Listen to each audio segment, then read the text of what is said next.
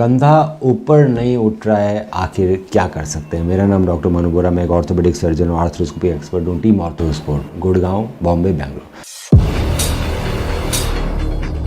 तो दोस्तों, कई बार आपने देखा होगा घर के जो बुजुर्ग लोग होते हैं उनका कंधा दर्द करता है, उठना बंद कर देता है। कई बार चोट लगने के कारण यंग लोगों का भी कंधा नहीं उठता है। डायबिटीज अगर ज़्यादा हो तो भी कई बार कंधा उठना बंद कर देता है। तो आखिर क्या कर सकते हैं। तो घर पे बैठे बैठे हम कैसे कंधे का इलाज कर सकते हैं अगर वो उठ नहीं रहा है। तो सबसे पहले पता लगाना ज़रूरी है कि कंधा जो नहीं उठ रहा है वो फ्रोजन शोल्डर के कारण नहीं उठ रहा, चोट लगने के कारण नहीं उठ रहा, या फिर कोई अंदर मसल टीयर हो गया उसके कारण नहीं उठ रहा।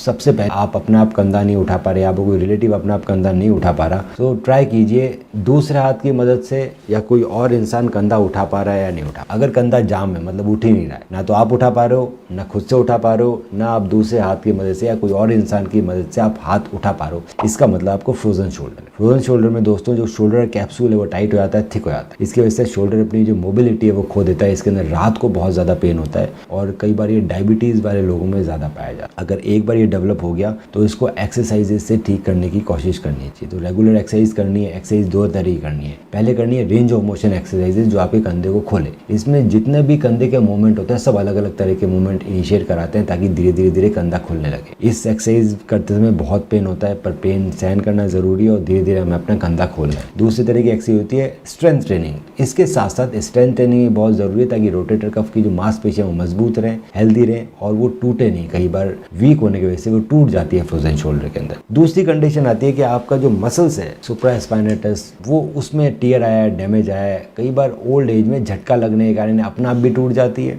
यंग एज में थोड़ा सीवियर चोट लगेगी तो टूटेगी। इस कंडीशन में अगर फ्रोजन शोल्डर नहीं है और सिर्फ मांसपेशी टूटी है रोटेटर कफ की सुप्रास्पाइनेटस, तो आप खुद नहीं उठा पाएंगे, पर आपकी जो रेंज ऑफ मोशन है वो है, मतलब कंधा घूम तो रहा है पर खुद नहीं उठा पा रहे। इस कंडीशन में दोस्तों आपको एमआरआई करानी पड़ती है पहले देखने के लिए कि आखिर मांसपेशी का स्टेटस क्या है। कंप्लीट टियर है, वो पार्शियल टियर है, कौन सी मांसपेशी टूटी है, सब स्कैपुलर, सुप्रास्पाइनेटस, इंफ्राएरिटरी स्पाइनस, 4 मांसपेशियां रहती है रोटेटर कफ की। आखिर इसमें किस में डैमेज है, एक बार वो इवेल्युएट हो जाता है। उसके बाद अगर डैमेज ज़्यादा है तो इसके अंदर रोटेटर कफ रिपेयर सर्जरी की जाती है, जिसके अंदर double row rotator cuff repair with tapes knotless speed bridge technique से उसको फिक्सेशन किया जाता है जो काफ़ी मजबूत होता है। अगर पार्शियल टियर है तो कई बार पीआरपी प्लेटलेट रिच प्लाज्मा के इंजेक्शन से भी वो चीज़ें ठीक हो सकती है। एक और कंडीशन आती है जिसमें हमारी नर्व डैमेज आती है, चोट लगने के कारण ब्रेकियल प्लेक्सस डैमेज हो गया, तो उस कंडीशन में भी आपका शोल्डर उठ नहीं पाता। पर जब एमआरआई कराते हैं इस कंडीशन में तो हमारे मसल्स इंटैक्ट दिखाई देते हैं। और ईएमजी एनसीवी जो नर्व कंडक्शन टेस्ट है